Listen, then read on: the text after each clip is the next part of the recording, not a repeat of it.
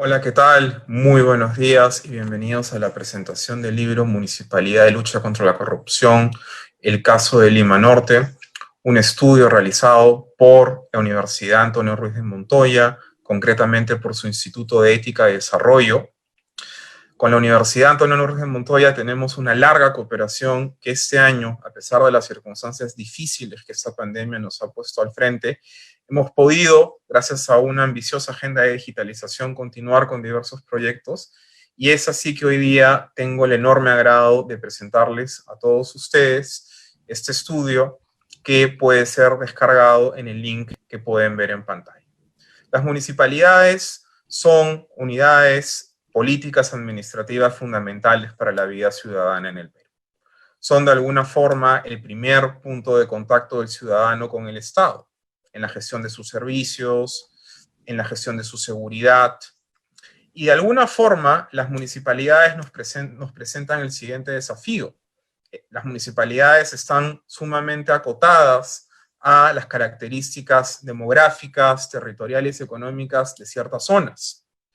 Y es ahí que nos hacemos muchas veces la pregunta cómo de este complejo panorama de municipalidades podemos gestionar políticas regionales y nacionales coherentes y bien organizadas y bien coordinadas. Y es por eso que para el día de hoy contamos con las presentaciones y comentarios de los dos autores de este libro, ambos muy cercanos a la CAS, y aquí tengo el agrado de presentar el doctor Eduardo Ernesto Vega Luna, quien es director del Instituto de Ética y Desarrollo de la Universidad Antonio Ruiz de Montoya, ha sido defensor del pueblo, como recordamos, es miembro del Comité para la Eliminación del Racismo y Discriminación Racial de las Naciones Unidas, miembro de la Comisión Especial para la Reforma del Sistema de Justicia. Eduardo es un abogado especializado en derechos humanos y en gestión pública y es autor de diversos estudios como este sobre lucha contra la corrupción, reforma política, entre otros. Asimismo, tengo el placer de saludar el día de hoy a Lorena Elías, autora también de este libro. Lorena es politóloga, es miembro, por supuesto, es miembro investigador del Instituto de Ética y Desarrollo de la Universidad Antonio Ruiz de Montoya, tiene un máster en ética aplicada por la Universidad de Deusto en España y está actualmente cursando un máster en doctrina social de la Iglesia en la Universidad Pontificia de Salamanca, España. Es autora de diversos estudios, entre ellos el Círculo de la Corrupción en los Gobiernos Regionales del 2018, realizado con apoyo de la Fundación Adenauer, y la Guía para un Plan de Integridad y Lucha contra la Corrupción del año 2019. Es así que sin mayores preámbulos, les doy la bienvenida a nuestros invitados y comenzamos con Lorena, a quien le doy la palabra. Bienvenida, Lorena.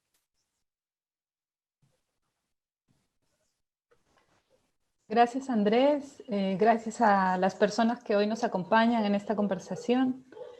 Bueno, yo quería empezar comentándoles una preocupación que tenemos en el Instituto de Ética y Desarrollo desde hace algunos años atrás en los gobiernos subnacionales. No es la primera vez que ponemos nuestra atención en ellos. Ya en el 2018 hablábamos desde la experiencia de los gobiernos regionales. Y bueno, ahora los hacemos desde la variable de los gobiernos locales, las municipalidades en este caso, y pensábamos un poco en el vínculo que este tiene con la gestión de la lucha contra la corrupción, ¿no? ¿Por qué los gobiernos municipales? Yo creo que a este punto no podemos negar el reconocimiento que han tenido y el compromiso técnico, político, social en el desarrollo local, ¿no? Yo creo que a este punto, de hecho, se reconoce su rol fundamental en el desarrollo local y en las condiciones de vida de las personas de los distritos, pero creo que todavía se sigue dudando de sus capacidades para una gestión eficiente y con resultados tangibles, ¿no? Y a partir de eso, nosotros pues nos preguntamos si efectivamente tienen la capacidad para gestionar la lucha contra la corrupción en sus distritos, y como el espacio es muy grande también y la corrupción tiene muchas aristas, pensábamos pues en algún actor desde el que podamos avanzar en este análisis, y nos concentramos en los consejos municipales, ¿no? Y a partir de eso, cuando ustedes puedan ver el libro, verán que un poco la metodología de este estudio ha sido una muestra, un estudio de caso, en el que hemos recogido 6 distritos de Lima Norte, Caraballo, Comas, Independencia, Puente Piedra, San Martín de Porres, no sé si me dio uno, y Los Olivos. Y a partir de eso, pues hemos hecho entrevistas a autoridades, entre alcaldes, regidores y gerentes y otros funcionarios públicos, ¿no? Además que hemos procesado información de acuerdos municipales, bibliografía y entrevistas a otros expertos en la materia de gobiernos locales, ¿no? Limitaciones varias. En principio que la no respuesta de las autoridades para llegar a tener estas entrevistas en Lima Norte, ¿no? Hemos enviado hasta en 3 ocasiones cartas para poder reunirnos con ellos y siempre, bueno, hay complicaciones, ¿no?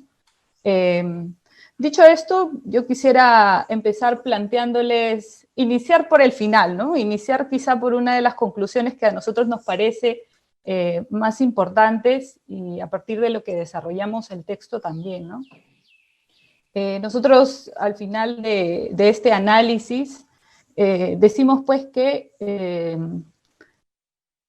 es difícil ver el protagonismo de los consejos municipales en la lucha contra la corrupción, ¿no? Gran parte de esto se debe sin duda a una configuración de la normativa, pero también a una serie de hechos que a continuación les explicaré, que no permiten el orden o la respuesta del Consejo Municipal en términos de fiscalización y de legislación en sus consejos, en sus distritos, ¿no? En sus municipalidades. Bueno, el documento tiene dos partes grandes, importantes, una que tiene que ver con retratar el contexto, porque la corrupción finalmente no es un hecho que se sitúa en lo abstracto, ¿no? Y lo vamos a ver en el caso de Lima Norte. Y luego hay una segunda parte en la que revisamos efectivamente el rol del Consejo Municipal, ¿no? En lo que tiene que ver con el contexto, pues nosotros identificamos 3 partes importantes. Una que tiene que ver con los hechos más habituales, y habituales no necesariamente porque sean buenas, sino habituales porque se han allanado en estos distritos, ¿no? Varios elementos de estos distritos que comparten. Lima Norte tiene 2 de los distritos, por ejemplo, más antiguos, no solo de la provincia de Lima, sino del país en general, que es el caso de San Martín de Porres y de Comas, con una explosión geográfica de 650.000, 550.000 habitantes en sus distritos, ¿no? Ocupando el segundo y cuarto puesto de distritos más poblados, ¿no? Luego los niveles de pobreza también. En la provincia de Lima el promedio de pobreza está entre el 12 y 13%. Sin embargo, en el caso de Caraballo, Puente Piedra, Independencia, los niveles de pobreza están muy por encima, ¿no? El caso de Puente Piedra, por ejemplo, con un 28% de pobreza, Caraballo con un 23% de pobreza, ¿no? Esto para anotar algunos elementos, entre otros como que las municipalidades de Lima Norte, bueno, porque analizamos el caso de Lima Norte, de alguna manera gestionan bajo un juego de endeudamiento, ¿no? Hay un término que utiliza el Ministerio de Economía y Finanzas que se llama la regla fiscal del saldo de deuda, ¿no? Que en una fórmula cristiana significa endeudarse sin sobrepasar los ingresos corrientes de cada año, ¿no? Y hay casos alarmantes como el de Independencia, Comas, San Martín de Porres, que están gestionando sus municipalidades con una deuda que excede sus ingresos anuales, ¿no? El caso más alarmante sería pues el de San Martín de Porres, que excede 3 veces más su deuda por sobre sus ingresos, ¿no? Entonces son puntos importantes que hay que ver también para saber cómo están gestionando desde el aparato administrativo y desde el aparato político también en las municipalidades, ¿no? Luego hay otros puntos también importantes dentro de la caracterización que tienen que ver con una gestión interna y para eso entendemos por gestión interna nosotros un poco las relaciones intrainstitucionales dentro de la municipalidad, ¿no? Para eso nos hemos valido de la información bastante importante de la Contraloría de la República y todas las observaciones que hace y los riesgos de corrupción que anota en el camino, ¿no? Si tuviéramos que observar, ordenar un poco estos riesgos, hablaríamos de recursos, el uso de recursos, la contratación y ejecución de obras públicas, que es un tema muy recurrente, y la gestión institucional, que tiene que ver con el mantenimiento más físico de las municipalidades, del parque automotor, ¿no? Que sus autos no tengan SOAT, por ejemplo, cuestiones básicas, ¿no? Y si tuviéramos que plantear desde una gestión externa, que tiene que ver más bien de relación de funcionarios con ciudadanos ajenos a la institución, pues hablaríamos de tráfico de terrenos, hablaríamos de incluso transferencia de gestión y de tramitación y licencias, ¿no? Y yo solo aquí quería anotar un punto en el tema de tramitadores porque me permite enganchar con la segunda parte. Bueno, conocemos el tema de los tramitadores. De hecho, cuando hacíamos las entrevistas, las autoridades nos decían que uno podía medir la corrupción en función de la cantidad de tramitadores que podían encontrar fuera de ella, ¿no? Creo que es un gráfico bastante claro para poder mirar el panorama, ¿no? Y aquí hay un caso bien particular, es el tema de los regidores como tramitadores también, ¿no?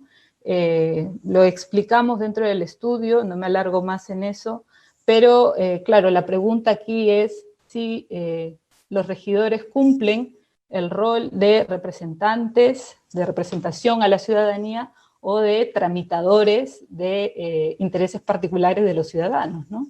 Y con esto me permito hacer la bisagra a un segundo tema y para eso voy a compartirles un PPT un poco para dinamizar la vista.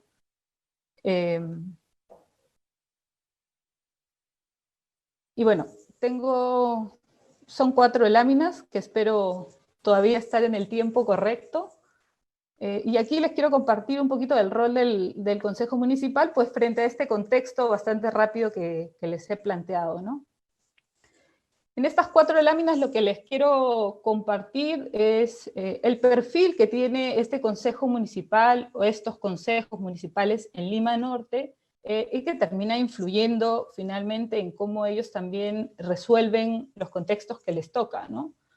Hay un primer tema que yo apuntaría que tiene que ver con el nivel de instrucción de los regidores y empezaría de izquierda a derecha, ¿no? Primero mirando el gráfico. Y es bien interesante porque los regidores en general tienen un nivel de instrucción interesante, ¿no? No hay nadie que no haya terminado la escuela, por ejemplo, ¿no? Como mínimo se parte de la base de regidores que han terminado la escuela y una gran cantidad de regidores con estudios universitarios concluidos, ¿no? Que de alguna manera, pues, tener estas herramientas universitarias y técnicas aportan desde la formación profesional para llevar sus conocimientos a las comisiones del Consejo Regional, ¿no? Sin duda, pues no será el único elemento y lo veremos un poquito más adelante, ¿no? Otro de los temas que aquí yo quería apuntar en esta misma lámina es que es bastante interesante también la cantidad de regidores jóvenes que hay, y lo pongo ahí en el texto, hago algunos promedios de la edad de los regidores, por ejemplo, ¿no? Y el promedio de la edad de los regidores oscila entre 35, 40 años, y en general si uno mira de manera más específica, estamos hablando de regidores de 20 años, 22 años, ¿no? Que probablemente estos jóvenes pues estarán en las cifras de universitarios no concluidos, técnicos no concluidos, pero que están en la marcha de estudiar, ¿no? Una gran cantidad de jóvenes regidores se encuentra en la Municipalidad de Los Olivos, ¿no? Al final del documento que nosotros les presentamos tenemos el anexo con el perfil completo de cada regidor de Lima Norte, que sería interesante de mirar más adelante, ¿no? Hay dos elementos importantes aquí, ¿no? Nivel de instrucción y juventud también. Y quizá, pues, este tema de la juventud rompe con esta tesis del abismo de los jóvenes con la política, ¿no? Que de pronto antes decíamos, jóvenes no están interesados en la política, y quizá esta experiencia de Lima Norte rompe con esa idea, ¿no? Así que también es importante evaluar esto. Lo vemos nosotros de manera exploratoria, pero por supuesto sería interesante profundizar en esta información, ¿no? Una segunda lámina que les quiero compartir es el tema de la afiliación partidaria. Y aquí empezaríamos de derecha a izquierda, ¿no? Mirando nuevamente el gráfico. No es un gráfico, no es el mejor diseño del gráfico, pero quiero compartirles la información que contiene, ¿no? De los 80 regidores entre estas 6 municipalidades, el dato interesante es que hay 29 regidores que no están afiliados a ningún partido, nunca, ¿no? En toda su experiencia política no han tenido ningún tipo de afiliación política y ahora son regidores y esta no es la excepción, ¿no? Y luego dentro hay otro mundo de los regidores que en algún momento de su vida, no necesariamente en la última experiencia electoral, en algún momento de su vida han tenido una afiliación política, ¿no? No necesariamente con el partido ganador, ¿no? Y de hecho hay 12 regidores que ganando con el último partido no están afiliados, ¿no? Y lo mismo regidores con más de una afiliación en toda su vida, o sea, hemos encontrado en el camino regidores que han estado en 1, en 2, en 3, 4 partidos, ¿no? Y bueno, la cifra es menor, y es interesante también porque podríamos seguir hablando de renovación, ¿no? Pero de renovación, sí, generacional, pero de renovación de gente que no se afilia tampoco, ¿no? Que siguen siendo datos que se van combinando con el nivel de instrucción y con el nivel de juventud que hay dentro de los regidores en Lima Norte, ¿no? Y luego les pongo algún pedazo de texto que me parece interesante, porque de estos 80 regidores, solo 18 han ocupado alguna vez una responsabilidad de coordinación, ¿no? O sea, hablamos de no afiliación, pero también hablamos de militancia, o sea, de no compromiso con sus partidos dentro de sus distritos, ¿no? Y vemos aquí rapidito que de estos 18, 5 personas han sido regidores en una gestión anterior, distinta a la del partido actual, ¿no? Y 4 han vuelto a ser elegidos regidores por el mismo partido, ¿no? Estamos hablando de nuevos regidores, ¿no? Nuevos regidores sin experiencia política y sin afiliación partidaria, ¿no? Y hasta aquí vemos, pues, podríamos decir que los militantes de los partidos políticos, porque una cosa interesante de anotar, no he puesto esta lámina aquí, pero es que hay hay algunos partidos que están instalados en Lima Norte y que no necesariamente son partidos con una antigüedad importante, ¿no? Pero el problema sigue siendo el mismo, que la cantera de los militantes de estos partidos políticos es escasa y lo vemos en la falta de afiliación, ¿no? Y más bien son partidos que se rigen en orden al cronograma de las elecciones. Un caso interesante, por ejemplo, es el de Comas. El alcalde de Comas en algún momento estuvo afiliado a Unión por el Perú, no ganó cuando se lanzó al Congreso, se desafilió de Unión por el Perú, y ahora, por ejemplo, en la última elección salió elegido alcalde con Unión por el Perú. Sin embargo, no está afiliado al partido, ¿no?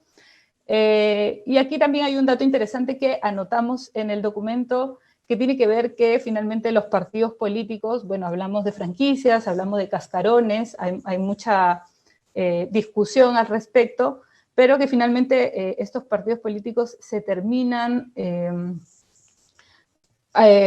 acomodando a las decisiones en realidad personalistas de los candidatos políticos, ¿no? Un poco el partido político se va desenvolviendo en función a las ideas y a las maniobras de los candidatos políticos, ¿no?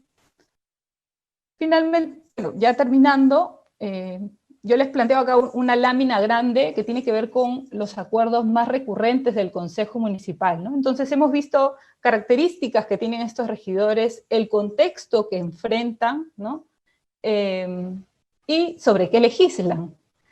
Y claro, si ustedes pueden observar aquí, la legislación tiene que ver con fijar la remuneración, con aprobar donaciones, ¿no? Con declarar ausencias, licencias, etcétera. Y claro, ustedes podrían decirme, bueno, es que eso tiene que ver con un primer año de gestión. Y sí, podríamos decir eso, pero si ustedes retroceden y hacen el mismo ejercicio conmigo de mirar los acuerdos del Consejo Municipal de años anteriores, se van a dar cuenta que los acuerdos siguen siendo los mismos, ¿no? Estamos hablando de acuerdos recurrentes, ¿no? Entonces, todos los años se suele legislar sobre las mismas materias con más recurrencia, ¿no? Para no ser mezquinos, sin embargo, y entramos, por ejemplo, al 2019, encontramos un acuerdo quizá con un poquito de acercamiento a la lucha contra la corrupción, en el que el Consejo Municipal de Independencia autoriza a la Procuraduría Pública investigar a un funcionario, ¿no? Y luego 3 acuerdos o 4 acuerdos de San Martín de Porres para la misma función. Punto, se acabó, no hay más, no hay ningún otro tipo de acuerdo que nos acerque pues a lo que sería una lucha contra la corrupción o nos acerque a un plan de integridad, por ejemplo, ¿no? A la de prevenir la corrupción y no necesariamente actuar en función de la sanción, ¿no? Y esta última lámina, pues yo les planteo de izquierda a derecha algunos elementos más que tienen que ver con la fiscalización y con las comisiones del Consejo Municipal, ¿no? Y aquí hay un tema importante que tiene que ver con la norma y que lo apuntamos también dentro del documento, es que aparece, quizás suena mal, ¿no? Pero aparece como un monstruo dentro de la municipalidad que es el alcalde, pero justamente porque la normativa lo configura como tal, ¿no? Lo pone por encima de todo, lo ha caracterizado con todas las herramientas y todas las capacidades para ponerlo por encima del Consejo Municipal, ¿no? Y veremos en unos momentos por qué, ¿no? Por ejemplo, de parte de los regidores hay un desconocimiento importante de la función pública.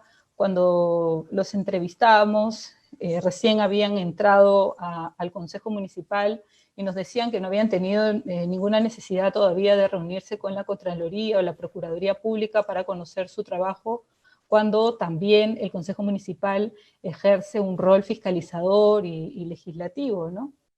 Hay falta de asesoría municipal y partidaria, ¿no? Ya hablamos de una gran cantidad de regidores que no están afiliados a sus partidos, muchos se desafilian en el camino también, y por otro lado, parte de nuestra participación no observante también dentro de los consejos municipales es que los consejos regionales carecen de absoluta asesoría municipal, ¿no? Vamos a hablar de un abogado para 15 regidores, ¿no? Un abogado para 17 regidores, una secretaria, un secretario nuevamente para 15, 17 regidores, ¿no?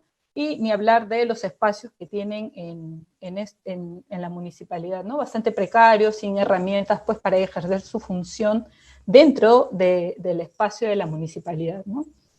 Y además, ha llegado a esto el desconocimiento municipal, más la falta de asesoría municipal,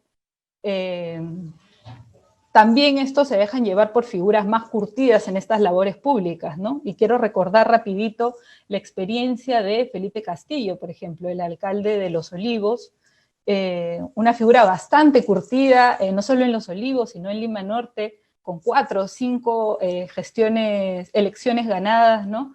Un personaje que incluso en Lima Norte se le conoce como el papá, que ha logrado generar muchos vínculos con todas las municipalidades de Lima Norte, y que todos los funcionarios, a ver, no todos los funcionarios, pero al menos un funcionario que ha pasado por la gestión de Felipe Castillo se encuentra en las siguientes gestiones de municipalidades distintas, ¿no?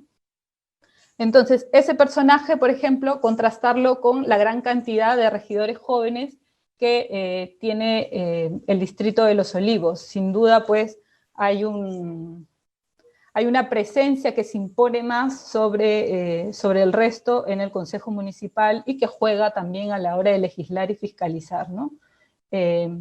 Y finalmente, pues que los regidores son trabajadores a medio tiempo, ¿no? Cómo ejercer una labor tan profunda e importante que tiene que ver con la integridad y la corrupción cuando son regidores que solo trabajan 20 horas y sin ningún tipo de herramientas dentro del Consejo Municipal, ¿no?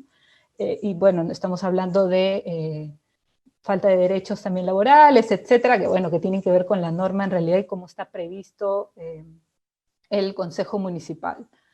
Finalmente las comisiones, ¿no? Finalmente las comisiones, 2 puntos para terminar. Las comisiones municipales, como ustedes saben, están divididas por áreas. La Comisión de la Mujer, pocas comisiones de la mujer, pero Comisión de la Mujer, Comisión de Fiscalización, etcétera, ¿no?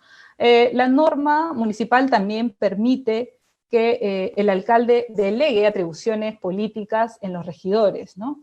¿Qué sucede con esto? Cuando hay alguna actividad que está muy vinculada a una comisión, el alcalde delega en el regidor que participe en representación del alcalde, ¿no? Lo que sucede con esto es que los regidores terminan convirtiéndose en representantes de los alcaldes en vez de representantes de los intereses ciudadanos, ¿no? Fungen más de comunicadores, supervisores de los alcaldes, y lo dicen en sus testimonios, luego se lo informan al alcalde, no le informan al Consejo Municipal, ¿no? Y nuevamente, que llama la atención que para cumplir con las actividades de capacitación o representación del alcalde, los viáticos, el presupuesto está asegurado, pero no hay presupuesto, y los gerentes nos lo han dicho, no hay presupuesto para las labores de fiscalización de las comisiones y de los regidores en general, ¿no? Lo dejaría ahí para ya no robarme más el tiempo de Eduardo, y solo para comentar que finalmente este es un documento exploratorio que más bien abre a varios puntos más para investigar en las municipalidades en general, ¿no? Muchísimas gracias, Lorena, por esa acuciosa presentación. Efectivamente, en un contexto de lucha contra la corrupción, quizás robar no sea la palabra apropiada, pero sí te has quedado con un poco del tiempo de Eduardo, pero le damos la palabra ahora a Eduardo Vega. Eduardo. Muchísimas gracias, Andrés. Muchísimas gracias a la CAS, a la Fundación Konrad Adenauer, por permitirnos esta alianza con la universidad y poder desarrollar esta investigación que mantiene una línea de trabajo ya por varios años, como tú bien lo has dicho, ¿no? Empezamos con una plataforma anticorrupción que todos la pueden visitar en la web, seguimos con los gobiernos regionales, 5 gobiernos regionales, y ahora presentamos este trabajo de 6 municipalidades de Lima Norte. Obviamente el Perú tiene 1.874 distritos, Andrés, es una cifra enorme. Todos dirían que ningún distrito se parece a sí mismo, a alguno otro, pero yo creo que hay líneas comunes que permiten trabajar. Lima, por ejemplo, tiene 43 distritos, el Callao tiene 7 ahora, y hay algunas líneas comunes que se van notando en estas investigaciones que nos permiten, y eso quiero enfatizarlo hoy día para los funcionarios, las personas que nos están acompañando, ¿no? Lo hacemos en un tono propositivo. Creemos, desde la universidad, desde la fundación, que es posible pedirle a los alcaldes y a los consejos municipales una labor mucho más proactiva, mucho más propositiva en favor de prevenir la corrupción, ¿no? Y eso creo que es posible hacerlo, pero se requiere, por lo tanto, un compromiso y un protagonismo, nos decía Lorena, para poder llevar adelante esta tarea, ¿no? Nuestros objetivos entonces son muy claros: mejorar las gestiones de los municipios, por un lado, y prevenir la corrupción, por otro lado, ¿no? Y nos hemos centrado en 6 distritos de Lima Norte porque de alguna manera hay toda una historia también de cómo se configuró Lima Norte, su pujanza, su desarrollo económico. Hay desigualdades, ya Lorena las ha ido anotando, pero que creo que marcan claramente, que creo yo se pueden convertir también en distritos modelos. Cómo se supera la corrupción en distritos que tienen determinadas características y cómo a partir de esas enseñanzas logramos que otros distritos también cumplan con esta tarea. Sin duda, un primer elemento que a mí me llamó la atención, y no puedo dejar de decirlo, Andrés, es que solicitábamos y solicitábamos entrevistas con alcaldes, con funcionarios, y qué difícil conseguir una cita con un alcalde. Seguro que si hubiésemos estado en la etapa de campaña eso hubiese sido más fácil, pero como ya estaban en plena gestión, nos ponían múltiples peros. Y cuando nos daban la cita, llegábamos, a veces nos hacían esperar una hora, media hora, y luego nos decían que no nos podían recibir. Yo prácticamente no entendía el desorden. Yo atribuyo eso a cierto desorden, porque entiendo que puede haber gestiones urgentes, eso está fuera de toda duda, pero también hay forma de organizar mejor una agenda de trabajo. Y nosotros poníamos cualquier hora, bien temprano, mediodía o por la noche, para poder tener esas reuniones. En fin, no quería dejar de decirlo, ahora vuelvo, y ese es un tema de transparencia finalmente, ¿eh? Un tema de transparencia, de compromiso y de protagonismo frente a los temas de integridad. Sin duda también hay que decir en favor de los municipios, yo voy a hacer 5 ideas básicamente, Andrés, ¿no? Sí tienen un problema serio de sostenibilidad financiera, los municipios que hemos analizado, los 6 municipios que muy bien ha referido Lorena, ¿no? Caraballo, Comas, Independencia, Los Olivos, San Martín de Porres y Puente Piedra. Algunos están mejor que otros, algunos cumplen con esta famosa regla que ha establecido el Ministerio de Economía y Finanzas, ¿no? Caraballo, Los Olivos y Puente Piedra sí las cumplen, están un poco en mejores condiciones, y hay otros 3 distritos que su situación es tremenda, deficitaria, y tiene que ver con la sostenibilidad: Comas, Independencia y San Martín, ¿no? Y eso ha merecido que los 6 distritos que hemos analizado, y en realidad muchos más, tengan esta calificación de municipios tipo C, donde hay serias dificultades para cumplir con las metas, ¿no? Tanto en seguridad ciudadana, en el manejo de residuos sólidos y en la gestión de los servicios en general. Entonces ahí hay un tema, yo creo que ese tema de sostenibilidad financiera limita la acción municipal, hay que ser muy claros, y porque se prefiere, hay una deuda que hay que pagar y hay que sacrificar muchas veces los servicios de limpieza, de recojo de residuos sólidos y, lo más importante, el tema de seguridad ciudadana. ¿Y por qué lo digo? Porque hay algunos datos tremendos. 2 de los distritos más poblados están en Lima Norte, Comas y San Martín de Porres. 4 de los distritos de Lima Norte, de estos que hemos analizado, se encuentran entre los 10 distritos con más denuncias de violencia sexual. O 25% de los delitos que se cometen en los 43 distritos de Lima, el 25% de los delitos se concentran en estos 6 distritos que hemos analizado, ¿no? En estos 6 distritos, básicamente, delitos contra el patrimonio, ¿no? Y están en el segundo y tercer lugar, Comas, otra vez, y San Martín de Porres, otra vez. No lo decimos para cargarlo, lo decimos porque hay que prestar atención. Cómo las tareas de prevención de la corrupción, los dineros que se ahorran, que a veces se van para la corrupción, se pueden ahorrar y pueden ayudar a mejorar la gestión en materia de seguridad ciudadana, de recojo de residuos sólidos y, por supuesto, también todos los trámites y licencias, ¿no? Hay otros datos tremendos, ¿no? La generación de basura en San Martín de Porres, en Comas y Los Olivos, son distritos que están arriba, ¿no? En el 4º, en el 6º y en el 9º lugar. Pero también, como bien comentábamos, hay distritos que están gestionando bien sus residuos sólidos. Caraballo, hay que decirlo, gestiona bien, está gestionando bien y creo que puede mejorar mucho más, pero está gestionando bien sus residuos sólidos, pero también hay un preocupante situación de Independencia donde no se están gestionando bien los residuos sólidos. ¿Qué problemas hemos anotado? Y aquí me dirijo a los alcaldes, principalmente. Lorena se ha dirigido a los consejos municipales que tienen una gran labor todavía débil de fiscalización, ¿no? Además de la Contraloría, además de otras instancias, pero el primer gran fiscalizador tiene que ser el Consejo Municipal.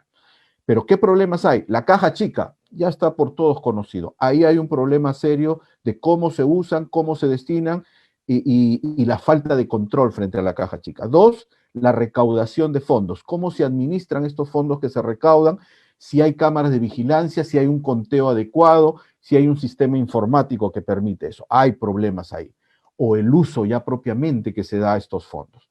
Luego hay dos problemas para nosotros centrales y que se repiten, lo digo ya y lo hemos analizado en los gobiernos regionales. Uno, en la contratación en general de bienes y servicios.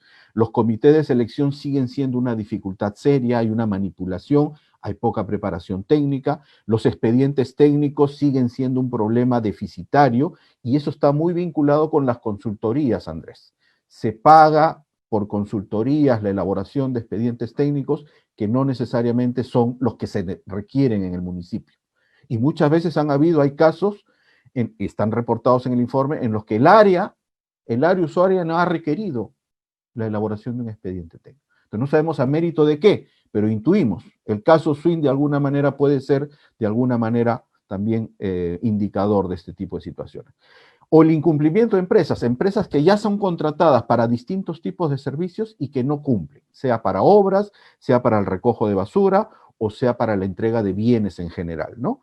El tema de personal sigue siendo otro problema central. Parque automotor, lo decía Lorena, yo me acuerdo mucho, cuando uno habla con funcionarios o exfuncionarios que conocen, todo el tema de los vehículos en los municipios es un terreno fuerte de riesgo de corrupción o de fuente de corrupción. En los combustibles, el SOAT, la reparación de los vehículos, hay un tema ahí central que necesitamos atender y que se puede atender si hay voluntad, si hay deseo. Dejo dos temas para el final. Los trámites y licencias. El término que hemos recibido de muchos testimonios, estas famosas ayuditas para acelerar un trámite. Sea por tramitadores, sea por funcionarios, y esto funciona así. Hay tramitadores, nos decía Lorena, donde hay más tramitadores, hay que sospechar que el riesgo de corrupción puede ser mayor. Y un tema que yo creo que está a la base y que es necesario atender, Andrés, estimados participantes, el tema del tráfico de terrenos. El Lima Norte, pero no es la excepción, uno puede ver Lima Sur, hoy mismo, ayer mismo creo que varios medios reportaban terrenos que han sido invadidos, ¿no? Del Estado, bienes del Estado que pertenecen al Estado, pero que son invadidos. Pero hay redes. Hoy en día no se puede hablar de aquellas invasiones de los años 70 u 80 por la necesidad exclusiva de un lugar donde vivir. Hoy en día hay la necesidad, sin duda, pero eso lamentablemente está mediado por redes de corrupción que van directamente a traficar con el terreno. Identifican terrenos en la Superintendencia de Bienes Nacionales, comienzan a armar estos grupos para invadir estos terrenos, luego hacen asociaciones para darle cierta formalidad, pide un cierto reconocimiento de esta asociación y por ahí comienza todo el proceso ya de tráfico y de venta de terrenos del Estado, ¿no? Invasiones simuladas entonces, o inducidas, ¿no? Asociaciones o constancias de posesión que son exigidas al municipio, que a veces por el populismo, que hoy más que nunca existen en nuestro país, se otorgan, y finalmente el negocio y la venta de terrenos sin que nadie tenga, y por supuesto un crecimiento desorganizado de nuestras sociedades. Termino con dos ideas finales, entonces, Andrés, que me gustaría plantearlo al público también, ¿no? ¿Qué hacer? ¿Qué podrían hacer los alcaldes, ¿no? Y qué podríamos hacer los consejos municipales y los ciudadanos. Yo creo que esa es la pregunta central que debe orientar también un trabajo de este tipo. Primero, hacia los alcaldes hay que pedirles directamente, y aprovecho esta oportunidad para hacerlo, ¿no? A todos los alcaldes, pero en especial a los alcaldes que hemos analizado sus municipios, ¿no? Un verdadero compromiso, Andrés, que vaya más allá de lo solo verbal o de la firma de pactos, de compromisos por la integridad, Lo han firmado, muchos de ellos han firmado pactos de compromiso, pero se requiere sin duda una efectiva, que eso se traduzca en una efectiva mayor transparencia de sus cuentas, de su forma de llevar adelante la gestión municipal y de responder la solicitud de información. No me refiero a las nuestras, sino a la de sus propios ciudadanos, a la de sus propios vecinos. Hemos encontrado, y hay datos en el informe, que todavía muestran cómo es bajo el nivel de respuesta que reciben los ciudadanos de parte de sus municipios. Un verdadero compromiso entonces parte en primer lugar por una mayor transparencia y una comunicación. Esa comunicación que tenían cuando eran candidatos, que la tengan ahora que son autoridades, que no cierren sus puertas, que no se aíslen de sus ciudadanos, sino que respondan con una mayor transparencia. Un manejo adecuado de los recursos, de la caja chica, de los contratos, de los adicionales, ¿no? De las consultorías, creo que eso es elemental y eso significa también transparentar cómo manejo los pocos recursos que tiene el municipio. Tercero, comités de selección mucho más autónomos e independientes y por supuesto altamente calificados para que ellos puedan decidir a quién contratan y por qué razones contratan y para que ese proveedor, esa empresa que es contratada pueda estar en condiciones efectivamente de cumplir con lo que se compromete en obras, en servicios, en recojo de basura, ¿no? Las declaraciones juradas de intereses, creo ahí que necesitamos que los alcaldes den una señal muy clara de que cumplen con estas normas de transparencia y de declaraciones juradas. Un plan de integridad, solo uno de los 6 municipios analizados sabía que tenía que contar con un plan de integridad. San Martín de Porres, hay que decirlo. Los otros estaban en proceso, estaban analizando, llevamos 2 años. Este fin de año cumplen 2 años estos alcaldes, estos consejos municipales, y entran a la segunda parte de su mandato. Y creemos que harían bien en hacerlo con verdaderos planes de integridad que orienten y estén en la base de la gestión municipal. Y el tráfico de terrenos, yo creo que tienen que poner barbas en remojo. Esta es una labor coordinada, por ciento, entre municipios, fiscalía, ciudadanos, ¿no? La Policía Nacional, sin duda, porque son mafias que hay que combatir, pero necesitamos estar muy alertas para que efectivamente podamos lograr ese trabajo. Los alcaldes de Lima Norte tienen experiencia en gestión municipal, hay datos ahí en el informe que ustedes podrán ver, algunos han sido regidores, gerentes u otras tareas dentro de la función pública. Entonces estamos hablando de gente que tiene un nivel de conocimiento y de preparación y por lo tanto estamos en condiciones de exigirles que haya una mejor gestión de sus municipios para favorecer los derechos de los ciudadanos en el recojo de residuos sólidos, en una mejor seguridad ciudadana de estos distritos y, por cierto, unos mejores servicios a todos ellos. Gracias por la atención. Una vez más, gracias a la Fundación Konrad Adenauer por permitirnos estos trabajos de investigación y a todos los participantes por abrir un debate, ¿no? A partir de ahora con el tema municipal, poner la visión, la mirada, estar muy vigilantes a lo que hacen nuestros alcaldes en sus gestiones municipales. Muchas gracias, Andrés. Muchísimas gracias, Eduardo, por esta presentación. Y yo, en función a las preguntas que hemos recibido, quisiera presentarle a los dos una serie de comentarios que nos han hecho, ¿no? El primero tiene que ver justamente con algo que mencionaba Eduardo, que es la perspectiva del ciudadano, ¿no? La investigación que ustedes hacen no solo lidia con el problema de la corrupción, sino con el problema de la ineficiencia de ciertos procesos, ¿no?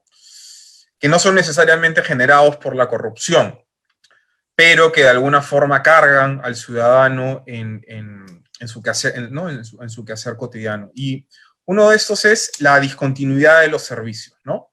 Es muy común ver las noticias y ver que después de cierto año, ¿no? Acabado un año, un servicio como puede ser, ¿no?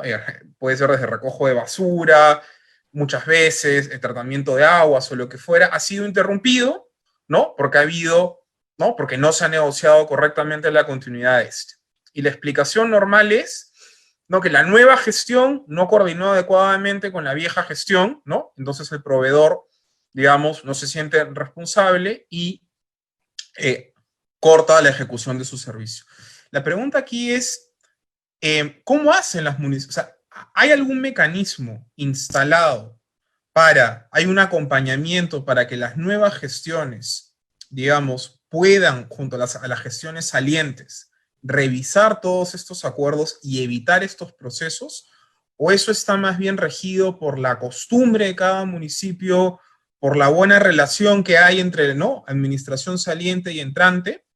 Porque, digámoslo así, desde la perspectiva del ciudadano, que desafortunadamente es una perspectiva centrada en lo que sale mal, ¿no? Al ciudadano, digamos, le importa la municipalidad normalmente cuando algo no está bien, es algo que vemos con mucha frecuencia, ¿no? Y nos preguntamos entonces cuál es el origen de este problema y digamos, ¿qué se podría hacer para mejorar esto?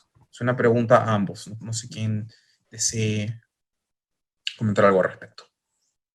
Lorenita, por favor. Sí, bueno,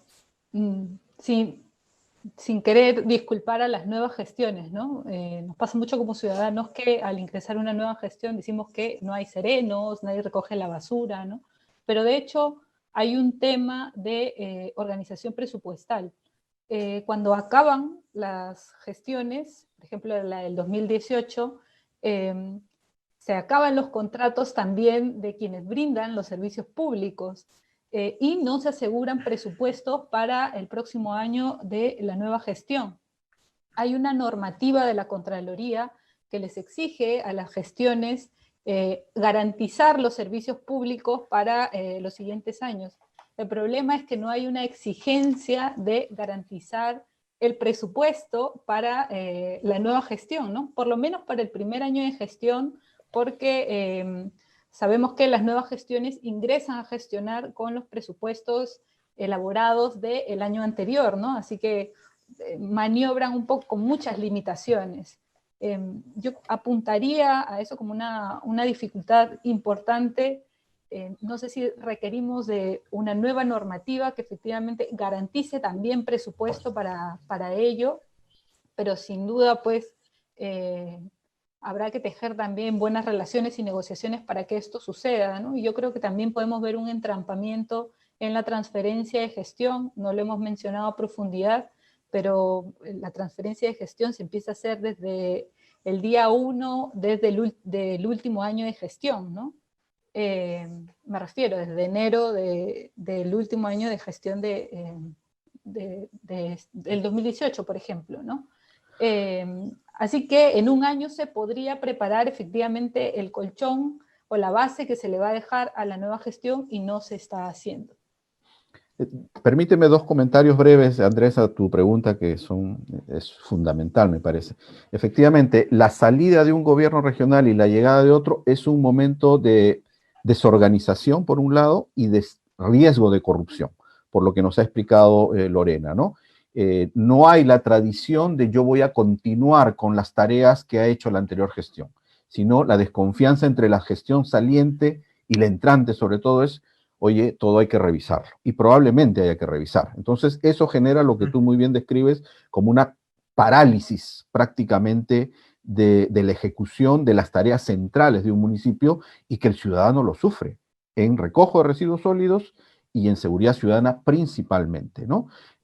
Varias de las anotaciones y observaciones que hace Contraloría tiene que ver justamente con eso, que no hay una buena transferencia. Está regulada la transferencia, Andrés, hay reglas de cómo se debe hacer, nos explicaba Lorena, pero eso se hace a veces para la formalidad, no para darle esa sostenibilidad que tiene. Y el otro riesgo, yo lo cuento siempre como experiencia, a mí como defensor me tocó denunciar a 3 alcaldes de Lima, Comas, en su momento, estoy hablando del 2015 o 16, me parece, 15 me parece que fue, Comas, Rímac y Carmen de la Legua, porque justamente no habían renovado los contratos, se habían preocupado más de sus campañas electorales, no habían renovado los contratos de las empresas para el recojo de la basura y habían puesto en riesgo la vida y la salud de sus ciudadanos, ¿no? Y entonces las empresas nos decían, bueno, yo no tengo pago, no recojo la basura. Ese es un riesgo que hay que cortar de llano, de plano, que no podemos continuar que en el cambio de una gestión a otra, efectivamente, se paralicen este tipo de contrataciones tan sustantivas para temas tan centrales como es el recojo de la basura u otros principalmente, ¿no? Entonces sí creo que hay que afinar eso para que no vuelva a ocurrir este tipo de situaciones, ¿no? Muchísimas gracias. Una de las grandes virtudes de este estudio es que da resultados muy diferenciados, ¿no? No sencillamente homogeniza Lima Norte, ¿no? Sino que, digamos, da resultados y cifras muy concretas sobre todas las municipalidades observadas. Yo me remito entonces a los ejemplos mencionados sobre gestión de residuos en 2 distritos que tú has mencionado, donde uno le está yendo muy bien, a otro le está yendo comparativamente mal. La pregunta es, o sea, ¿esto se explica de forma estructural económica? ¿El distrito al que le va mejor recauda más y tiene más dinero? Esa es un poco digamos, el instinto automático para responder esto. No es un problema de recursos monetarios. O han encontrado que en realidad en temas de recaudación, ¿no? Digamos, la situación es similar y hay un plus en gestión en este municipio particular que lo está haciendo mejor, ¿no? Que podría servir de ejemplo, ¿no? Porque dentro de todo nos manejamos pues en una zona de Lima con cierta homogeneidad, ¿no? En ciertos factores demográficos, socioeconómicos, ¿no? Esos estudios, esos resultados diferenciados, ¿qué nos dicen sobre qué se está haciendo mejor en algunos casos?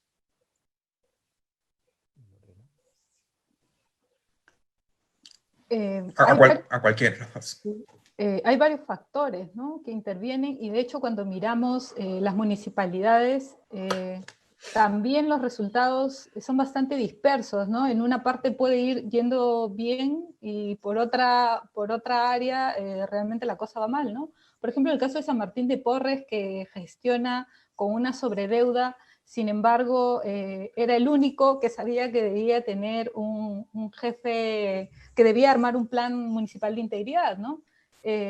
O el caso de Caraballo, que sí gestiona sus residuos sólidos, pero tiene un nivel de pobreza de 23%, ¿no? Ahora, habría que indicar también que la gestión de residuos sólidos quizá también tenga que ver en Caraballo con que todavía aquí hay una zona rural importante, ¿no?, que también lo mencionamos. Correcto. Y luego tenemos Correcto. Independencia con niveles también de sobredeuda, pero una Independencia con una pobre explosión geográfica, me refiero a poca población, ¿no? Y también con una serie de cuestionamientos a exalcaldes, ¿no? Entonces, es difícil mirar la gestión municipal por las distintas aristas y los distintos resultados que tiene, ¿no? Me costaría este momento, justamente por este informe exploratorio que hacemos, de mirar cuál efectivamente está siendo el camino de virtud para alcanzar esos resultados. Solo anotaría 2 temas, Andrés, a tu pregunta, ¿no? Pueden haber carencias económicas, yo creo que es el denominador común en muchos municipios, algunos con más, otros con menos, pero sigue siendo un problema serio. 2, eso no determina necesariamente el tipo de gestión. Creo que la gestión puede hacer algún esfuerzo de manera creativa para llevar adelante determinadas tareas, que es lo que yo diría, se nota en lo que hemos señalado en el informe, ¿no? Caraballo, probablemente con menos recursos, con sus propias características, ha logrado gestionar hasta un 25%, ¿no? Mejor sus residuos sólidos.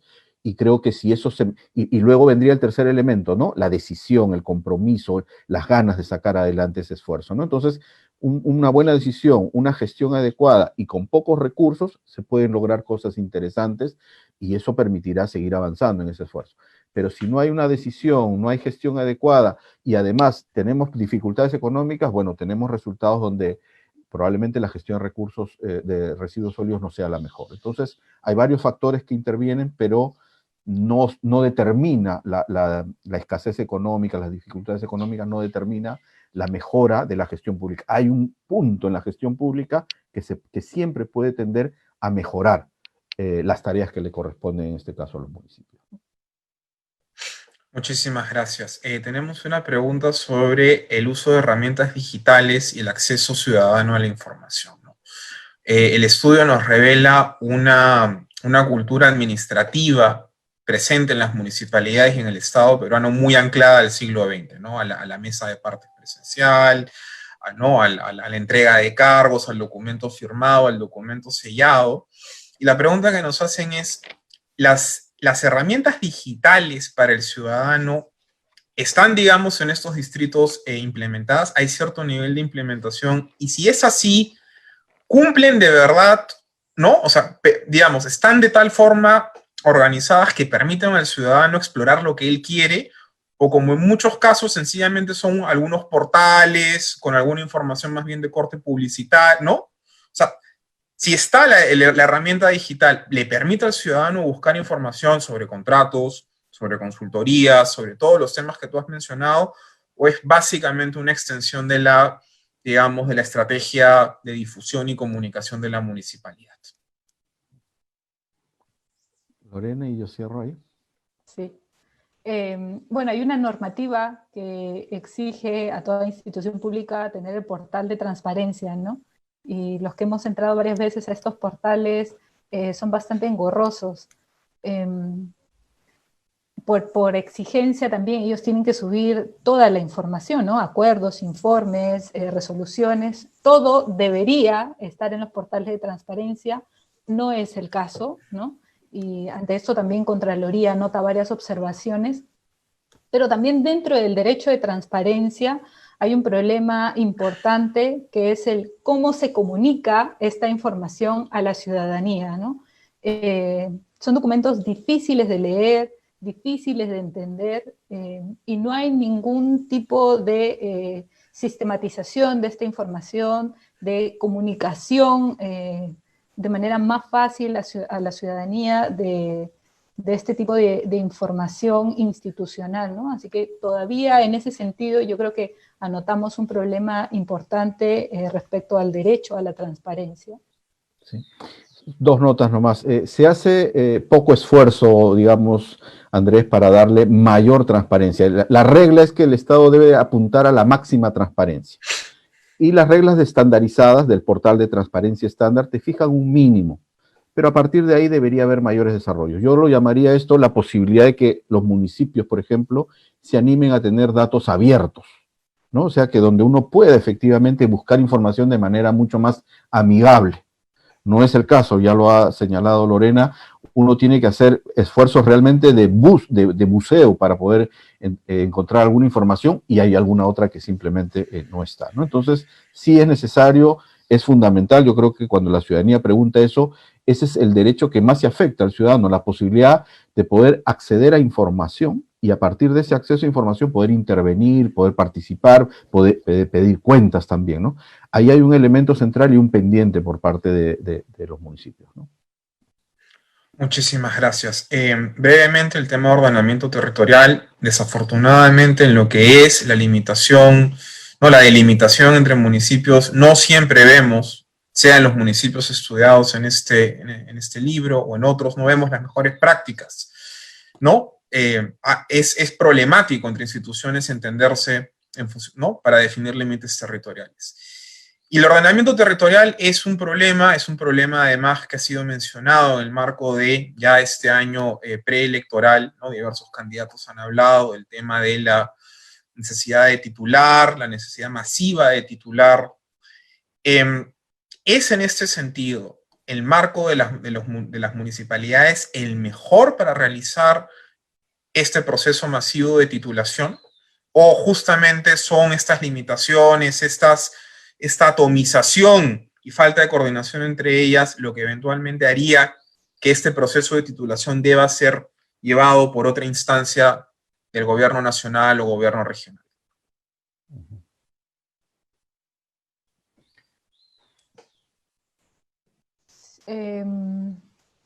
Bueno, conocemos la historia de Lima Norte también y los problemas que tienen las disputas en tema de límites territoriales, ¿no? Eso por agregar un tema más, ya para reconocer la dificultad de entenderse en este espacio geográfico. Luego reconocemos también a partir del informe las dificultades de las autoridades de no tener una línea programática, partidaria, ni institucional, ¿no? Y con esto me refiero, por ejemplo, al plan de desarrollo, si realmente se sigue, y también la ciudadanía cómo puede monitorear que efectivamente se está cumpliendo con esto. Hay varias dificultades ahí que no permiten, pues, avanzar en el objetivo común del ordenamiento territorial. Eduardo también ya apuntaba esta este punto tan importante del tráfico de terrenos, ¿no? Que definitivamente suma a las complicaciones.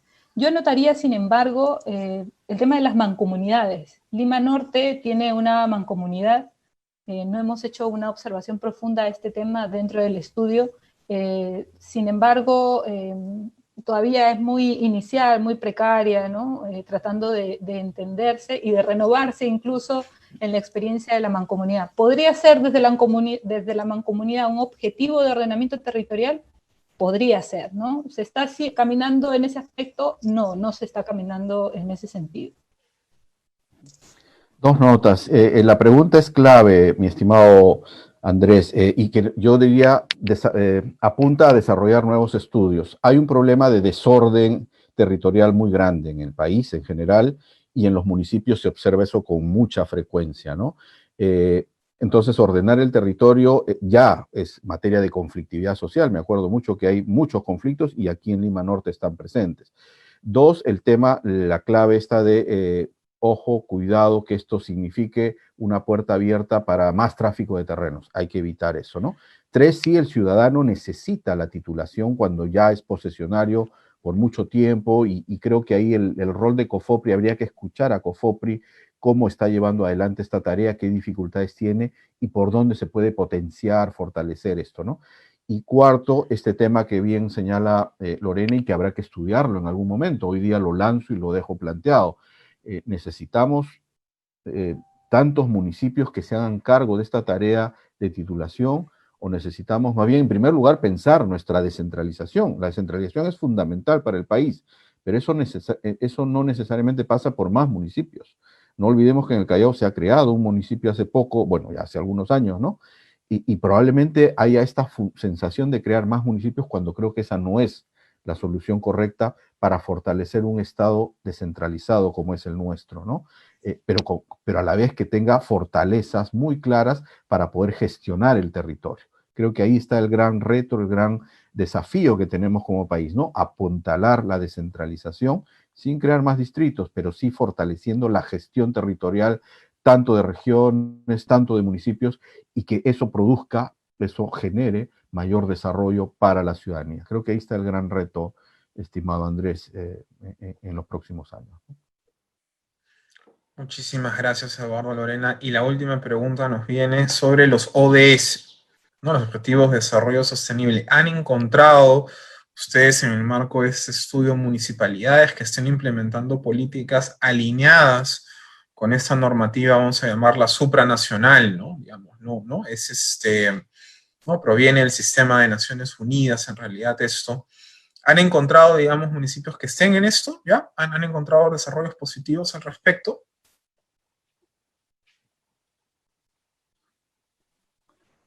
Bueno, el estudio no ha concentrado su visión efectivamente en los objetivos del desarrollo sostenible. Sin embargo, yo creo que por el contexto mencionado de las municipalidades, todavía el trabajo, la gestión municipal es muy ajena a estos objetivos. Correcto, sí.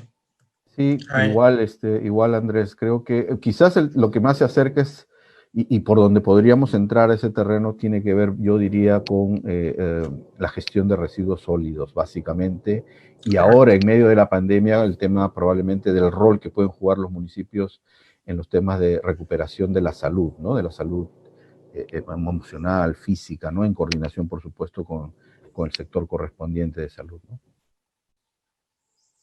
Perfecto.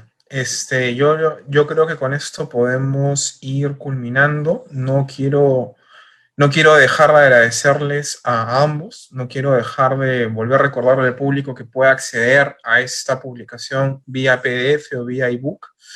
Y sobre todo recordar el compromiso de la Universidad Antonio Gurgos de Montoya y mis invitados por continuar con la investigación sobre estos temas. No todo se ha dicho, falta muchísimo por investigar y obviamente un año electoral nos va a traer también novedades, muy probablemente, sobre cómo se gestionan las municipalidades. Yo les quiero dar a cada uno unos minutos para despedirse y en nombre de la Fundación Adenauer agradecerles tanto por este estudio como por haber estado el día de hoy. Muchísimas gracias a ambos y les doy brevemente la palabra. Quizás Lorena y luego Eduardo. Bueno, agradecerles también que nos hayan acompañado en esta presentación, agradecer a la Konrad Adenauer, Andrés en particular, también por la confianza de acompañarnos también en estas investigaciones y en estas inquietudes que nacen en el Instituto de Ética y Desarrollo de la Ruiz Montoya. Yo nuevamente, ¿no?, agradecer también, Andrés, a ustedes, a la Konrad y a la universidad por permitirnos desarrollar estas investigaciones, y a los alcaldes de estos 6 distritos, ¿no?, de Caraballo, de Comas, Independencia, Los Olivos, San Martín de Porres y Puente Piedra, pero también a través de ellos a todos los alcaldes. Creo que hay una buena oportunidad y una buena razón para que ellos adopten un compromiso mucho más sincero, y que se traduzca en verdaderas políticas de integridad, que tengamos municipios modelos en el país, que efectivamente a partir de ahí mostremos que se puede luchar contra la corrupción, esa corrupción que nos está haciendo tanto daño. No hay prácticamente día en que no veamos noticias de corrupción en el país, y que sin duda necesitamos darle un mensaje distinto a la ciudadanía, un mensaje de confianza, de integridad, de honestidad en la gestión pública. Creo que ese es el principal mensaje que a través de esta investigación propositiva, reconociendo a veces las limitaciones, queremos darle a los alcaldes, ¿no? Hay una tarea, hay un compromiso para que sus gestiones estén, sean honestas, y puedan darle esa confianza a la ciudadanía que se están gestionando de manera adecuada los recursos que ellos manejan, ¿no? Muchas gracias nuevamente. Muchísimas gracias a ambos, y con eso ya nos despedimos. Los combinamos a seguir nuestros eventos y a seguir las muchas publicaciones que tenemos planeadas este año con nuestra contraparte, la Universidad Antonio Ruiz de Montoya. Muy buenas tardes, creo que ya podemos ir a almorzar todos. Les deseo, que tengan una muy buena tarde, y gracias de nuevo a Lorena y Eduardo por habernos acompañado. Gracias.